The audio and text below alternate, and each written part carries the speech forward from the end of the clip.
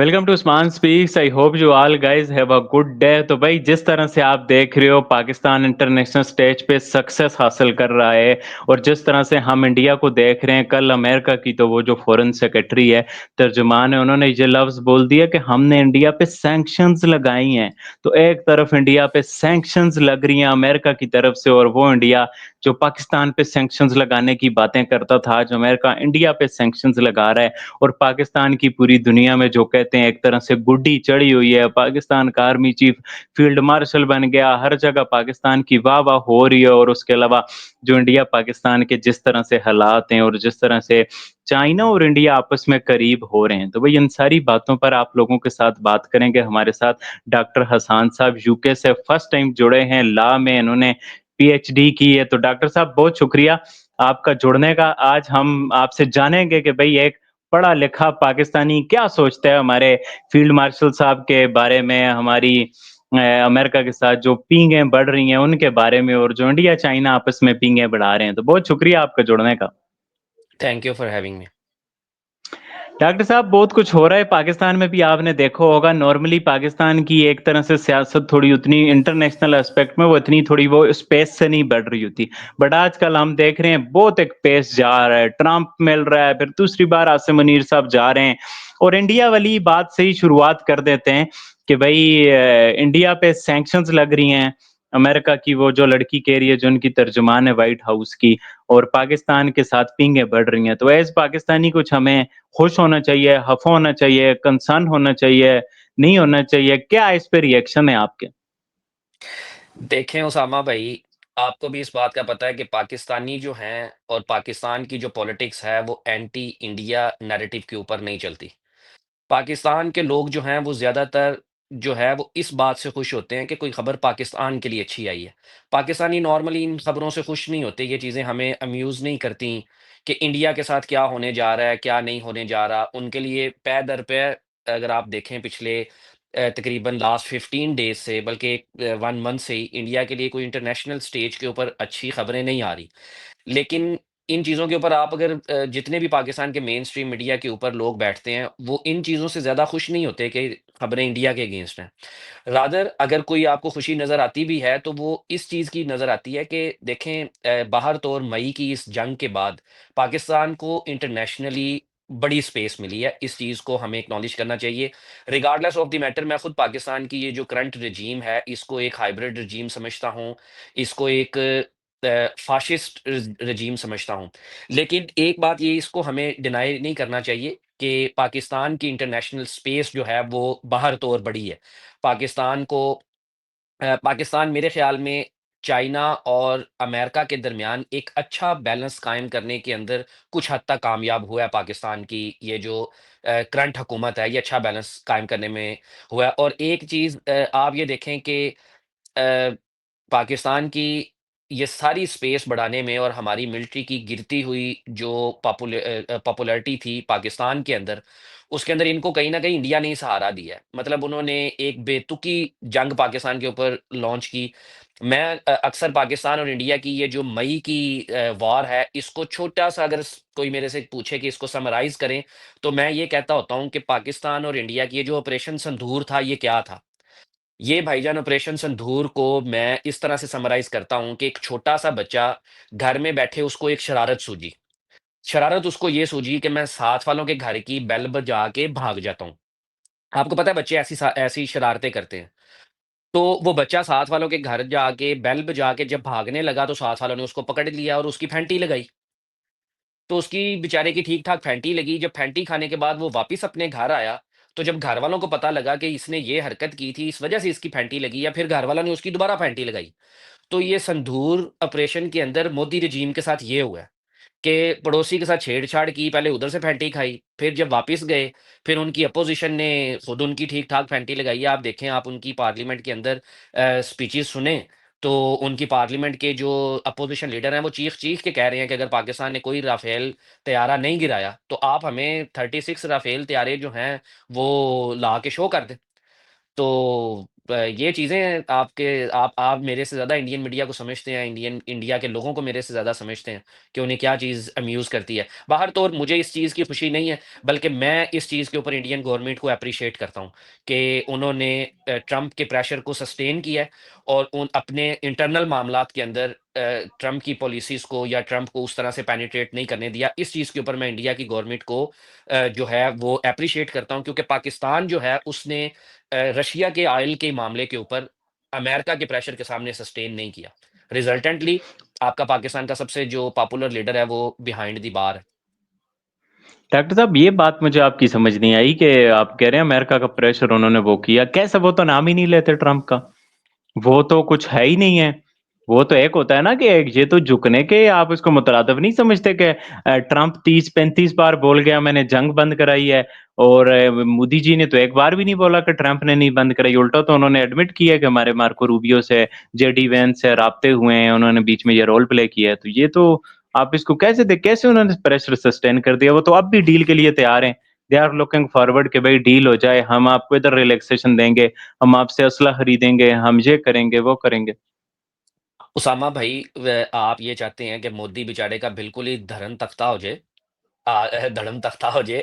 आप जिस तरह से चाहते हैं कि मोदी ने देखें डिप्लोमेटिक सर जो वो है विश्व गुरु हैं। लैंग्वेज के अंदर, उन्होंने देखें इनडायरेक्टली जो 15th ऑफ अगस्त की मोदी की स्पीच थी, वो इनडायरेक्टली उसने ट्रंप की बहुत सी बातों को रिफ्यूट किया है।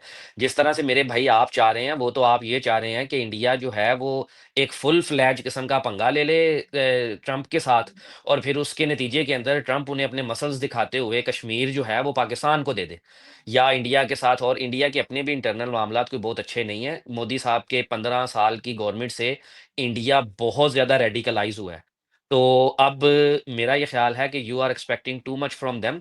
आई एग्री कि देखें, ये जो बात आप कर रहे हैं, ये बात राहुल गांधी साहब ने भी इंडिया की पार्लियामेंट में की है कि मोदी साहब नाम लेकर कहें कि अगर ट्रंप जो बात कह रहा है, वो अगर झूठ बोल रहा है कि इंडिया ने अपील की थी जंग बंदी की, तो वो उनके राहुल गांधी साहब ये प्राइम मिनिस्टर मोदी से अपील कर चुके हैं उनकी पार्लियामेंट के अंदर कि आप फिर उठ के ये कहें कि वो झूठ बोल रहे हैं।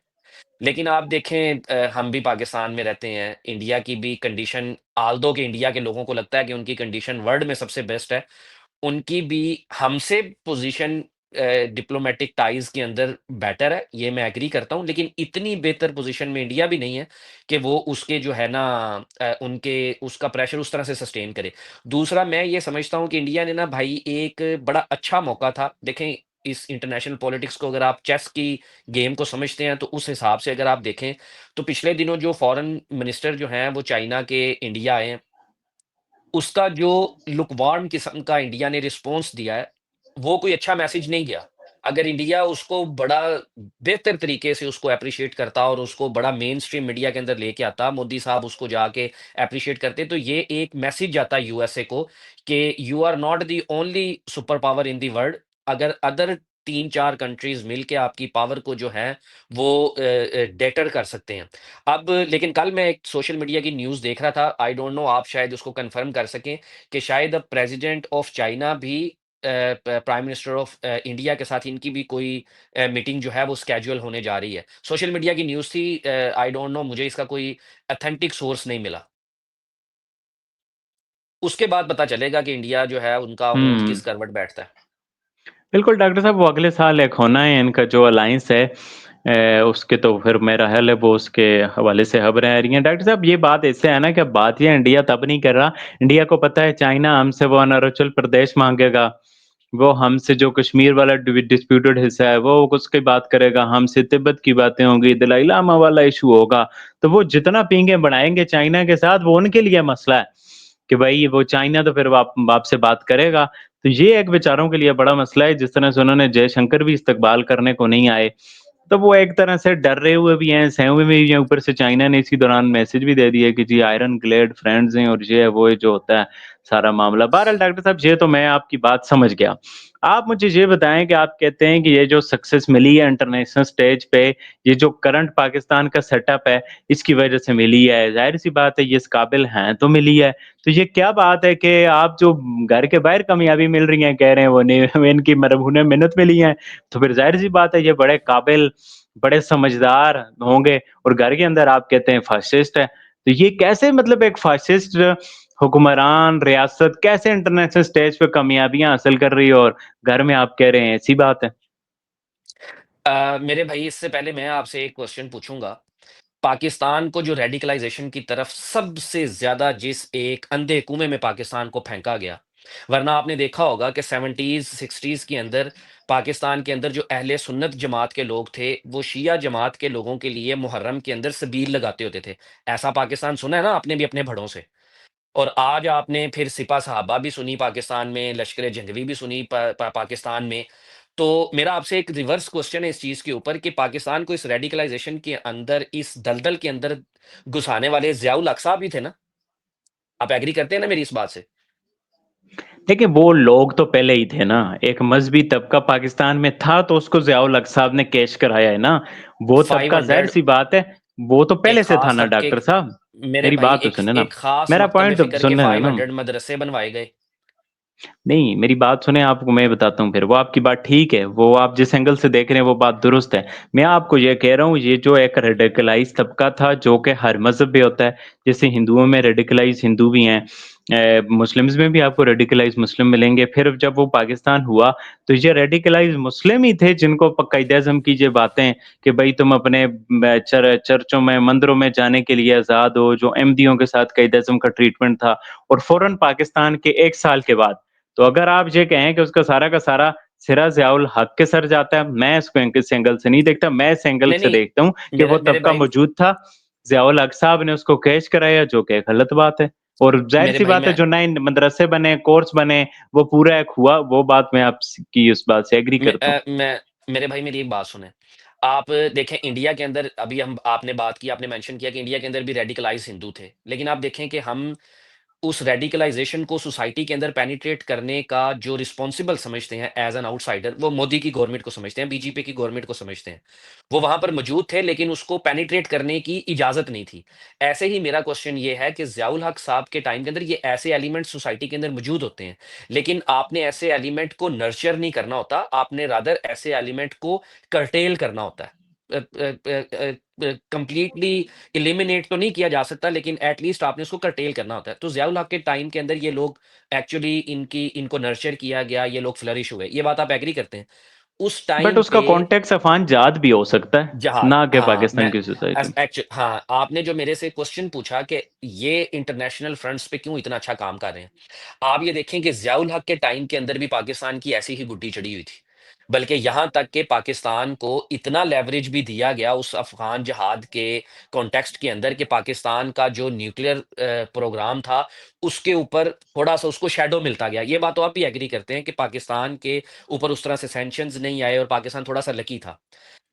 तो मैं आपको इस पर्सपेक्टिव में बात बता रहा हूँ कि सम टाइम इंटरनेशनल पॉलिटिक्स के हालात इस तरह से हो जाते हैं कि आपको स्पेस मिलना शुरू हो जाती है। अब इंटरनेशनल पॉलिटिक्स के अंदर हालात इनको फेवरेबल है। मैं एक अक्सर ये क्वेश्चन पूछता हूँ, मेरे भाई मेरी बात सुनें।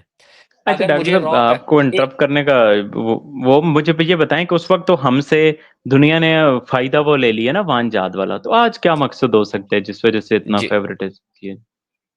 देखें मेरे भाई एक थैंक्स टू इंडिया कि उन्होंने पाकिस्तान को पाकिस्तान की आर्मी को वर्ल्ड के सामने पाकिस्तान आर्मी का ये इमेज बना दिया है कि ये world best combat trained army है।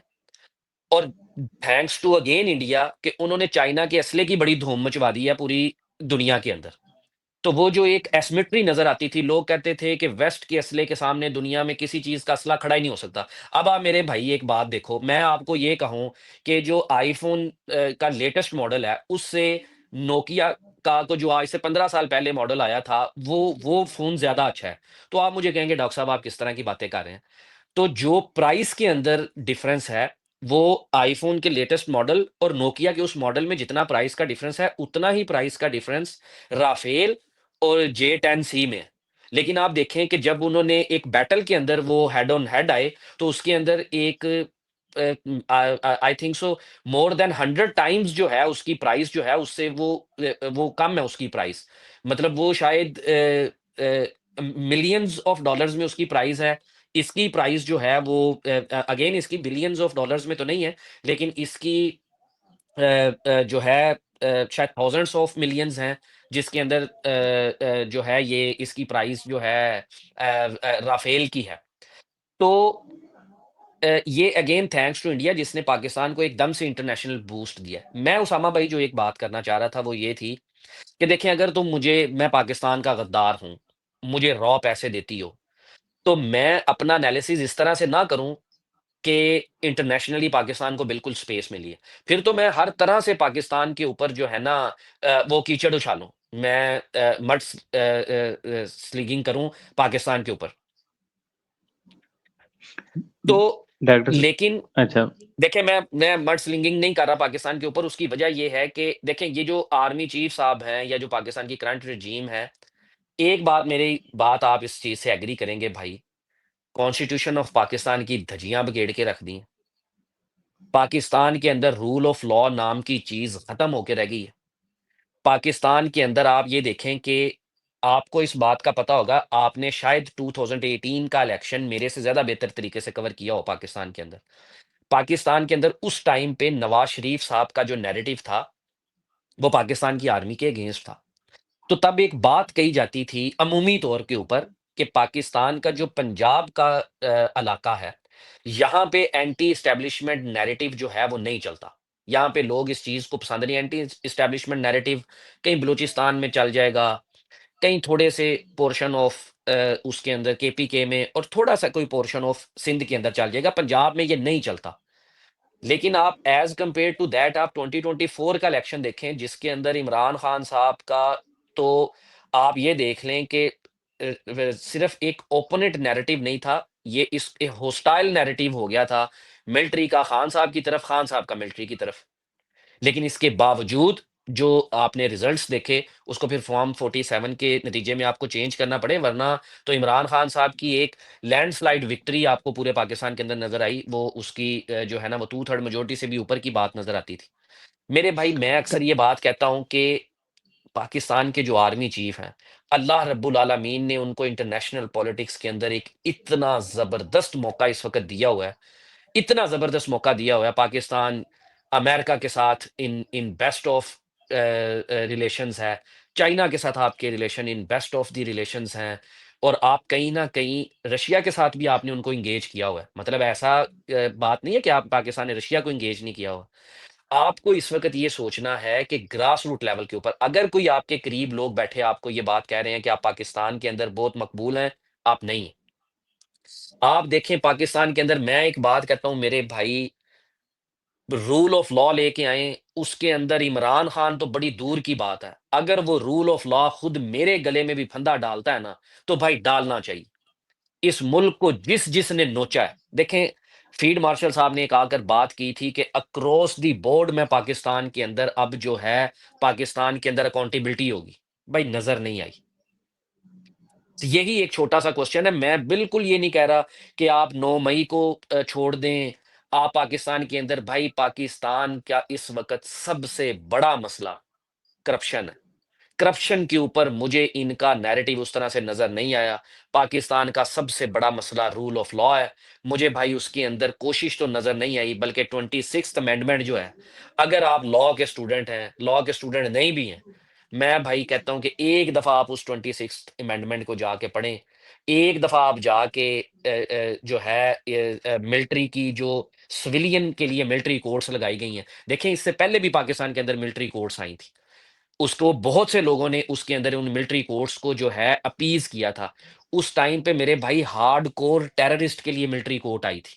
उस टाइम पे वो उन लोगों के लिए मिलिट्री कोर्ट्स आई थी। अब आप मुझे एक बात बताएँ, एपीएस का जो आपका एक वाकया हुआ था, पाकिस्तान के अंदर मेरे ख़्याल में जो पाकिस्तान को शायद ही कोई ऐसा पाकिस्तानी हो, जो उस रात रोया ना हो। जो हमारे साथ हमारे 132 मासूम बच्चे जो हैं वो हमारे जिस ब्रूटल तरीके के साथ हमारे उन मासूम बच्चों की जानें ली गईं, वो पाकिस्तान के लिए एक बहुत बड़ा सान्या था। आप देखें क्या हमने उन लोगों को एक ऐसी इबरतनाक सज़ाएँ दी?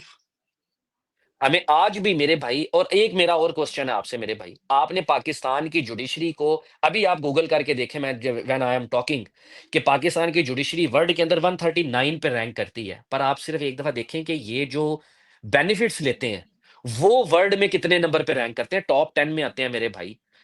और ऐसे टाइम के ऊपर भाई हम कब तक पाकिस्तान में ऐसे करेंगे कि जुडिशरी वर्क नहीं कर रही, मिलिट्री कोर्ट्स नहीं है। भाई रिफॉर्म्स करें उसके अंदर, या फिर जुडिशरी को बंद कर दें। उसकी रिफॉर्म्स की जरूरत है भाई। बिलियंस ऑफ रुपीस पाकिस्तानी कौम के इस जुडिशरी को दिए जा रहे हैं। एक एक मिनट की कीमत है जुडिशरी के अंदर, जो वो वहां पे बैठे हुए हैं। और आपकी, शायद मेरी ये बात आपको अच्छी ना लगे, मैं भाई पाकिस्तान में प्रैक्टिसिंग लॉयर भी था। पाकिस्तान की जुडिशरी प्रैक्टिकली इस वक्त जो है, मैं आपको ऑन ग्राउंड जो बात बता रहा हूं, वो जो है वो इनएक्टिव है। डिस्पेंसेशन ऑफ जस्टिस जो है, that is near to zero. Doctor साहब, मुझे पता नहीं क्यों लगता है कि आप जो ये ऑपरेशन बनाना मरसूस मार्का हक है, इस पे पाकिस्तान की आर्मी की जो कामयाबियां हैं वो लफ्ज अदा करते करते आपके ना दिमाग में आते हैं, मुझे लगता है, पर वो जुबान से अदा नहीं हो पाते। मतलब कि आप कहते हैं कि जी राफेल 100 गुना महंगा, जेट एनसी उड़ाने वाले की भी तारीफ कर रहे हैं और भाई क्यों राफेल नहीं कर गिराने रहे वाले भाई? की। बिल्कुल। भाई हैट्स ऑफ टू सही देम। सही। Hats off to them Rafale उड़ाने वालों के लिए भाई, हैट्स ऑफ टू देम। लेकिन मेरा आपसे नहीं, मेरे जेट एनसी भाई, उड़ाने वालों के लिए। राफेल उड़ाने वालों के लिए नहीं। जेट नहीं नहीं, एनसी उड़ाने मतलब वालों के लिए। मैं भाई दूसरे मीनिंग में कह रहा था, उड़ाने वाले, दूसरा उड़ाने वाला वर्ड कह रहा अच्छा था। मेरी अच्छा अच्छा मेरी बात तो सुने ना डॉक्टर साहब, बात ऐसी है ना, देखें, ये आपने कहा जी ये हो गया वो हो गया, क्या नया हुआ, मैं आपसे ये पूछता हूँ। आज इमरान खान जेल में है, पीछे इमरान नवाज शरीफ जेल में थे, इमरान खान कहता था मैं आके इसके ऐसे ही बंद कराऊंगा, मैं आके इसे जेल में डालूंगा। उससे पहले जरदारी जेल में था, डिक्टेटरशिप दौर में। दोनों जो है ना इनके लीडर जेल में थे, सियासी कुवतों पे था। आप जुडिशरी की बातें कर रहे हैं। ये जुडिशरी, जब ये जस्टिस मुनीब, जस्टिस खोसा, जस्टिस बंदयाल, जो बीवियों के कहने पर पीटीआई के वर्कर एंड सपोर्टर की तरह काम करें, उस वक्त जुडिशरी बदनाम नहीं हुई। आज जुडिशरी की आपको कीमत और कदर याद आ गई है। आसिम मुनीर साहब इमरान खान की बीवी की करप्शन लेकर आए इमरान खान के आगे, और वो उसको आगे से आसिम मुनीर को ही जो है डीजीआईएसआई से हटा दे। तो डॉक्टर साहब, आप कभी अपनी अदाओं पे भी तो गौर करें कि मतलब कि आप भी तो कुछ फरिश्ते तो नहीं है ना। आपने जो चीजें की हैं, आप करप्शन की बात करते हैं कि करप्शन पे क्या हो रहा है। 190 मिलियन पाउंड केस क्या है डॉक्टर साहब? क्या मैंने वो आप तो समझदार है, ला के क्या वो यूके से आया हुआ पैसा मलक रियाज और जनरल फैज और ये जुडिशरी और इमरान खान साहब ने मिलके इसको नहीं किया, कैबिनेट से अप्रूव कराया? क्या ये बातें नहीं कि जी आर्मी चीफ कौम का बाप होता है, ये सब कुछ? मतलब आप अपनी अदाओं पे गौर नहीं करते? आपको लगता नहीं है कि साडे वालों भी कुछ होया हो इसी, तभी अगला बंदा इतना मुंह बिठा फुला के बैठा हुआ है? आप ये नहीं ज्यादतियां कर जाते हैं, आप नहीं, बात ही नहीं करते कि जिस वजह से रिएक्शन आ रहा है। वो क्या कहते हैं, एवरी एक्शन का रिएक्शन हैज अ होता है। तो रिएक्शन। डॉक्टर साहब, कोई एवरी एक्शन एक्शन। हुआ है तो तभी तो रिएक्शन आ रहे हैं ना। और मुझे मेरे बताएं भाई ऐसा क्या एवरी, नया हुआ है जो पहले नहीं हुआ? फिर शो को एंड करते हैं। जी, जी। मैं उसामा भाई, आपने बड़ी दिलचस्प बातें की। अपनी अदाओं पे गौर करें। देखें मेरे भाई, पहले मैं आपकी ऑडियंस को और लोगों को 190 मिलियन पाउंड के इस जो आपने मेंशन किए इसके ऊपर बात करता हूँ। मेरे भाई, आज से 2 हफ्ते पहले प्राइम मिनिस्टर शहबाज शरीफ ने पाकिस्तान के चीफ जस्टिस का शुक्रिया अदा किया कि पाकिस्तान की जो गवर्नमेंट है, उसकी रिक्वेस्ट के ऊपर वो 190 मिलियन, जो कि पाकिस्तान की जुडिशरी के अकाउंट में पड़ा हुआ था, वो पैसे पाकिस्तान की गवर्नमेंट को दे दिए। आप मेरी इस खबर को क्रॉस चेक कर लीजिएगा कि वो 190 बिलियन मिलियन रुपीस, जिसके ऊपर इमरान खान साहब और उनकी वाइफ जेल में बैठे हुए हैं, वो पैसे पाकिस्तान की सुप्रीम कोर्ट के अकाउंट में थे, जो कि उन्होंने पाकिस्तान की गवर्नमेंट की जो रिक्वेस्ट है, उसके ऊपर उन्होंने वो पैसे पाकिस्तान की गवर्नमेंट को दे दिए। अब मेरे भाई, आपने ये कहा कि आसिम मुनीर साहब इमरान खान साहब की वाइफ की करप्शन लेकर आए, उसके ऊपर आपने डीजीआईएसआई को फारिग कर दिया। मेरे मोहतरम भाई, आज इमरान खान साहब जेल में बैठे हैं, बुशरा बीबी साहिबा जेल में बैठी हैं।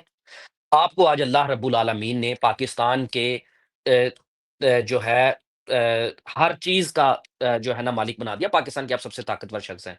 मेरे भाई, मेरा सवाल आपसे ये है, आप इद्दत जैसे केसेस क्यों कर रहे हैं? इद्दत में निकाह जैसे। आप मेरे भाई ख़ावर मानेका से, और मैं आज आपके प्रोग्राम के अंदर मेरे भाई एक प्रेडिक्शन कर रहा हूँ, ये जो नवाज़ शरीफ का घर है ना, ये लोगों ने इस बात के ऊपर, ये लोग शायद भूल गए हैं कि रेट्रिब्यूशन इज़ इनेविटेबल। इन्होंने जो-जो बातें मोहतरमा बेनज़ीर भुट्टो के बारे में की थी, वो बातें सेम मरियम नवाज़ के सामने आईं। मैं आज ही, आप मेरी ये बात को सेव कर लीजिएगा, इस बात को 5 साल लगे, इस बात को 10 साल लगें, ये जो ख़ावर मानेका से बातें करवाई गई हैं और जो गंद फिजिकल रिलेशन का इमरान खान की बीवी के ऊपर किया गया है, ये बातें मरियम नवाज के सामने आएंगी। ये आप मेरी बात आज रिकॉर्ड कर लें, क्योंकि एक अल्लाह रब्बुल आलमीन की भी ज़ात बैठी है। अब 190 मिलियन रुपीस मैंने आपको बता दिया कि वो सुप्रीम कोर्ट के अकाउंट से निकल आए। अभी भी आज मैंने आपको प्रोग्राम से पहले जब मेरी ऑफ द रिकॉर्ड आपसे बात हो रही थी, तो मैंने आपको यही बात बताई थी कि इमरान खान साहब की 9 मई के केसेस में बेल हो गई है। अब 9 मई का एक केस रह गया है और एक अल कादर ट्रस्ट का केस रह गया है। अलकादी ट्रस्ट का ये केस, ये कुछ दिन पहले मैं आपके साथ एक वो शेयर करूँगा लिंक। आपको शायद मेरी बात में उतना वज़न ना लगे कि मैं एक यंग लॉयर हूँ। बैरिस्टर एतज़ाद अहसन साहब पाकिस्तान के टॉप मोस्ट लॉयर्स में से एक लॉयर हैं। वो भी इस 190 मिलियन केस के ऊपर उन्होंने बड़े अच्छे तरीके से इस चीज़ को एक्सप्लेन किया है। दूसरी मेरे भाई आपने बात की, every action has a reaction but with equal force. देखें नवाज़ शरीफ साहब भी जेल में थे, आसिफ अली ज़रदारी साहब भी जेल में थे। पाकिस्तान के अंदर मैं ये समझता हूँ कि पाकिस्तान पीपल्स पार्टी ने भी पाकिस्तान के अंदर मुश्किल टाइम देखा है, नवाज शरीफ साहब ने नहीं। जो बात आपने कही, मैं भाई कोई अंधी तलकीद करने वाला बंदा नहीं हूँ, क्योंकि रसूलुल्लाह सल्लल्लाहु अलैहि वसल्लम ने फरमाया था, अंधी तलकीद नहीं करनी किसी की भी। तो इमरान खान साहब की जो स्टेटमेंट थी, मैं ऐसे ही उतरवा दूंगा ये वो, मुझे ये लगता है जब से पाकिस्तान बना है, जो आईएसआई ने मेहनत करके इमरान खान साहब को स्टेज सेट करके दिया था अमेरिका के अंदर, उसके पीछे एक बहुत ज़्यादा वर्किंग थी। ट्रम्प जैसे डोनाल्ड ट्रम्प की पर्सनैलिटी एनालिसिस आईएसआई वालों ने करके दिए थे। उन्होंने उस वक़्त ये एनालिसिस करके दिए थे कि ट्रम्प जो है वो क्राउड पुलर को और पॉपुलर आदमी को लाइक करता है। तो अमेरिका के अंदर इतना बड़ा ग्राउंड सेट करके दिया, उस ग्राउंड सेट को करके दिया कि उससे आपने देखा जब खान साहब का वो जलसा हुआ था वहाँ पे यूएसए के अंदर, उससे नेक्स्ट डे इमरान खान साहब की ट्रंप के लिए के साथ मुलाकात थी। वो बेसिकली इमरान खान साहब की प्रोफाइलिंग के ऊपर काम था। मैं ये समझता हूँ कि इमरान खान साहब ने अपनी ज़िंदगी का इतना बड़ा मौका पाकिस्तान में ऐसे ही उतरवाने के ऊपर ज़ाया कर दिया। वो स्पीच थी मेरे भाई, वो टाइम था जहाँ इमरान खान साहब को पाकिस्तान का मुकदमा लड़ना चाहिए था। उस जगह पे बताना चाहिए था कि आप हमें टेररिस्ट कहते हो, हमारे 85,000 लोग इस टेररिज्म का शिकार हुए हैं। वो ये मुकदमा था जहाँ पे इमरान खान साहब को बताना चाहिए था कि हमारा अमेरिका की जंग के अंदर $350 बिलियन का नुकसान हुआ है। वो इमरान खान साहब ने अपना स्टेज लूज़ किया है। मैं अंधी तनकीद नहीं कर रहा। लेकिन मैं आपके साथ एक एग्ज़ाम्पल शेयर करूँगा, फिर आप नेक्स्ट अगर आपने कोई क्वेश्चन करना है तो आप ज़रूर कीजिएगा। मेरे भाई मेरी मदर की शादी थी। मैं आपके साथ पीपल्स पार्टी ने एक बुक लिखी है जो उनके पॉलिटिकल प्रिजनर्स के ऊपर है। मेरे मामू मोहतरमा बेनज़ीर भुट्टो साहिबा के बहुत ज़्यादा क्लोज़ थे। इनकी उस बुक के अंदर पॉलिटिकल इम्प्रिजनमेंट के ऊपर ज़िक्र है। पंजाब के अंदर ये पंजाब के उन रहनुमाओं में से थे जिन्होंने सबसे ज़्यादा पॉलिटिकल जो है वो जेल काटी थी। मेरे भाई उस बुक के अंदर जो स्टेट की एक रिपोर्ट लिखी हुई है, वो ये लिखी हुई है कि ही चौधरी अली अहमद मुजाहिद was busy in the wedding of his younger sister, and at the wedding event of of his younger sister he was arrested. अब भाई मैंने ये बात जब अपनी फैमिली वालों से पूछी तो मेरे फैमिली वालों ने मुझे बताया कि पुलिस जो है वो उस इवेंट के ऊपर जब आई तो उनके लिए एक जगह पर साइड पे अरेंज किया गया, उनको खाना खिलाया गया, उन्होंने पूरे इवेंट को आके जो है किसी तरह से तंग नहीं किया। जब उन्होंने अपनी बहन को रुखसत कर लिया, उसके बाद उन्होंने अपनी पॉलिटिकल जो है वो उसकी जो है उन्होंने गिरफ्तारी दी, वो अरेस्ट हुए और उसके बाद उनको लेके जाया गया। अब मैंने ये बात आपको इसलिए सुनाई है कि मेरे भाई उस टाइम पे पाकिस्तान की पुलिस में भी इतनी थोड़ा-सा लिहाज़ ज़रूर था कि जो उस्मान डार के घर में हुआ है भाई वो नहीं हुआ था। जो मैं आपको बताता हूँ, मैंने पीटीआई का इलेक्शन लड़ना था, तो मैंने अपनी वालदा से यही पूछा कि आप मुझे मना कर रही हैं पीटीआई की सीट के ऊपर इलेक्शन लड़ने से, इमरान खान साहब से मिलने से। आपके तो अपने भाई ने इतनी लंबी पॉलिटिकल कैद काटी है। तो मेरी वालदा मुझे आगे से ये कहती हैं कि बेटा उस टाइम पे आके घरों में औरतों को नंगा नहीं करते थे। मैंने 40 साल कुरान पढ़ाया है यहाँ पे इलाके के अंदर, एज़ कुरान टीचर मेरा जो है यहाँ पे एक तारुफ़ है। डॉक्टर नंगा साहब, आके करेंगे ये बर्दाश्त नहीं होगा। डॉक्टर साहब, मरियम नवाज के कमरे का दरवाजा किसके दौर में तोड़ा गया था? ये कैसी, मुझे समझ नहीं आती, भाई आप कौन-सी लोग पुलिस गई थी? कहाँ भाई भाई जहाँ ओ पे तोड़ा गया था वहाँ इमरान ओ खान की हुकूमत नहीं थी। डॉक्टर साहब, फिर अब बात ऐसी है ना, हुकूमत तो जिसकी होती है हर दौर में उसकी होती है ना। आप भी पीपल्स पार्टी समझते की हैं इस हुकूमत थी। बात को। पीपल्स सर पार्टी जी, की ये हुकूमत थी। हुकूमत सर हुकूमत जिस दौर में, हर दौर में जिसकी होती है वो अब भी उनकी है, पहले भी उनकी है। अच्छा भाई, मरियम आपको मैं नवाज के दौर के साथ नहीं भी जो हुआ गलत हुआ। बा, अब करिए, कैरी ऑन करें, कैरी ऑन नहीं, करें। अच्छा अब मेरी बात वहां देखें। अब पुलिस ने वहां पे वो तोड़ा तो वहां पे किसकी हुकूमत थी? कोई आर्मी चीफ की तो हुकूमत थी नहीं ना। मैं एक मिसाल के तौर पे आपको बता रहा हूँ। और जहां पर जाहिर सी बात है आपके साथ पुलिस करे तो आप कहें और इधर मरियो नवाज के साथ करे, वो सिंध गवर्नमेंट का मामला सी डॉक्टर साहब, ये बात है। ये तो कुछ भी नहीं है, आप कमाल बातें करते हो। डिक्टेटरशिप में राणा सनौला की मूछें काट दी, उसको इतना मारा, बस को कहाँ फेंका डॉक्टर वो साहब? पुरानी बात है, किसके पुरानी साथ? बात इमरान खान के दौर में नहीं हुआ, उस इरा भी कोट कर देना बात नहीं आप। सॉरी, नहीं बात तो आप मेरी बात को काट के वो बात में से पॉइंट मिस करवा देते हैं। मैं ये कह रहा हूँ कि आपके साथ जो आजकल पीटीआई के साथ हो रहा है, राना सनाउल्लाह साहब के साथ, जो डिक्टेटरशिप दौर में मूछें काटी थी, जो इमरान खान दौर में मैं कह रहा था मौत का मुकदमा बनाया गया था जिसमें मौत की सजा थी। आज मुझे आप बताएं इमरान खान पे कौन सा मुकदमा है जिसमें उस पे सजाए मौत की सजा है?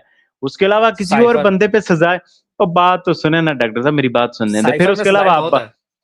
और डॉक्टर साहब साइफर में सजा नहीं होनी, और भी बंदे हैं उसमें, वो अलग एक टॉपिक है। मैं आपको जो बात कह रहा हूँ डॉक्टर साहब, जो कुछ आपने, वो मोहसिन था पूरा नाम उसका, क्या है बड़े मजे का एक वो बंदा था मोहसिन, आगे भी उसका नाम था, आपने उसके साथ क्या किया? मेरे कहने का ये मतलब है डॉक्टर साहब, इतना मासूम सादा बनने की जरूरत नहीं है। जो कुछ आजकल हो रहा है ये तो बस समझे ट्राई नहीं होती जैसे क्रिकेट में।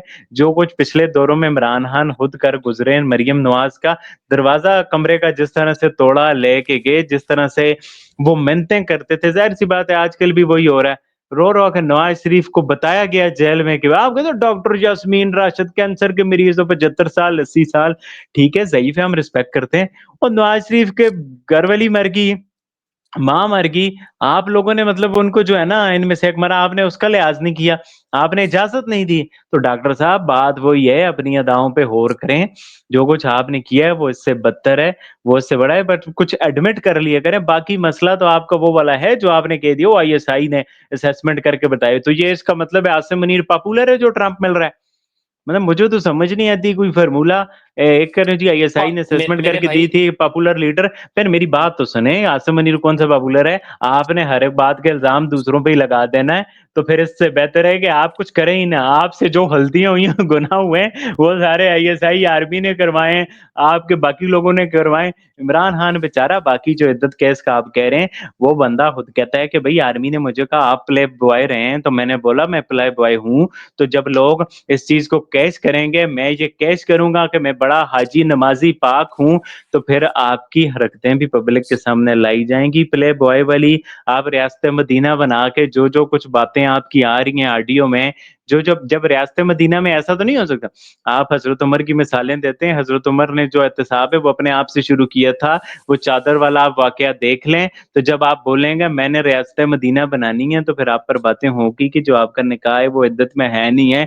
जो आपके मामलात हैं, जो आपके प्ले बॉय वाले सीन हैं, जो आपकी औरतें सामने आके कह रही हैं, जो आपकी साबका बीवी आपके बारे में लिख रही है रेहाम खान, कोई और तो कुछ भी नहीं कह रहा, तो वो क्या बातें हैं? बहरहाल जी डॉक्टर साहब, बातें तो बहुत कुछ हैं बट अगली बार पे भी जोड़ते हैं ये भाई चीजें, तो 2-3 इस बातें तरह मैं से। आपके साथ शेयर करूँगा। सैयदना उमर फारूक रज़ी अल्लाह तआला अन्हो के ही मैं आपके साथ एक डिसीजन शेयर करूँगा इद्दत के केस का, उसको पढ़ लीजिएगा।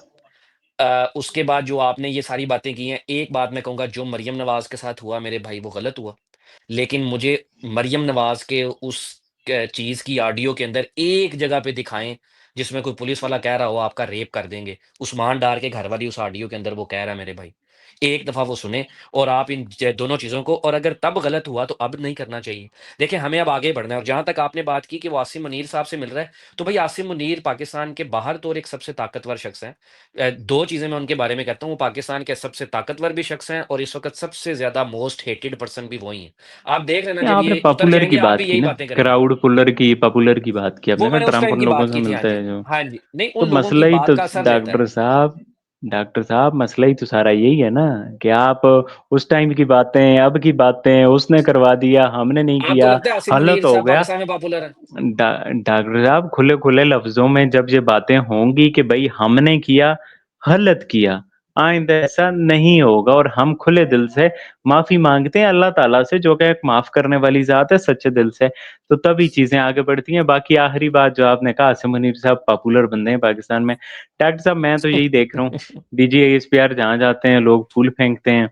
बाकी जिस तरह से जो सर्वेज़ वगैरह आ रहे हैं, जिस तरह से वो सब कुछ हो रहा है, मैं तो उनको देख बाकी वो सियासतदान तो है नहीं, और आपको लगता है ना इमरान वो खान इस तरह पॉपुलर के नहीं है? नहीं, इमरान खान मैं नहीं कह रहा इमरान खान पॉपुलर है, इमरान खान का जो एक सियासी जमात है जो उसकी है वो है। सो बेटे डॉक्टर साहब बात ये है ना फिर वही बात आ जाती है 2018 में कौन पॉपुलर था? हम तो साब बराबर के तौर पे चीज़ों को देख रहे हैं ना। हाँ, इमरान खान ही 2018 था। में कौन पॉपुलर इमरान खान ही अच्छा था।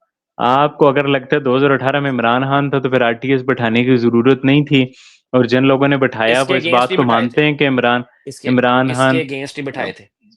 पॉपुलर नहीं था। बहरहाल डॉक्टर साहब ऐसे हाँ, मैं अमिन खुद मीर उस साहब वक़्त का इसके देख रहा ऊपर एक था प्रोग्राम है, देख जब लीजिएगा कि जब आरटी और डॉक्टर साहब हामिद मीर साहब कभी क्या कहते हैं, कभी क्या भाई कहते हैं, वो बाजवा एक तो अलग भाई जब किसी ने वो इसको रिफ्यूट नहीं किया, बाजवा तो तब भी आखिरी टाइम तक शहबाज शरीफ के साथ डील करने के चक्कर में था। वो तो आगे गुज़र की बात है ना, जो बात होगी वो होगी, आरटीएस वाले दिन की मैं बात कर रहा हूँ, वो तो पुरानी बातें हैं। बहरहाल जी, इन सब बातों पे आइंदा भी बात करेंगे आप लोगों के साथ और डॉक्टर साहब बहुत शुक्रिया आपका जुड़ने का थैंक यू उसामा भाई, और थैंक यू। आप व्यूअर्स बताओ भाई आप लोगों का क्या राय है सारी वीडियो के बारे में अपनी राय का इज़हार लाज़मी नीचे कमेंट करके बताना। वीडियो अच्छी लगे तो चैनल को सब्सक्राइब करना। इंशाल्लाह नेक्स्ट वीडियो में आप लोगों से मुलाकात होती है, तब तक के लिए अल्लाह हाफ़िज़।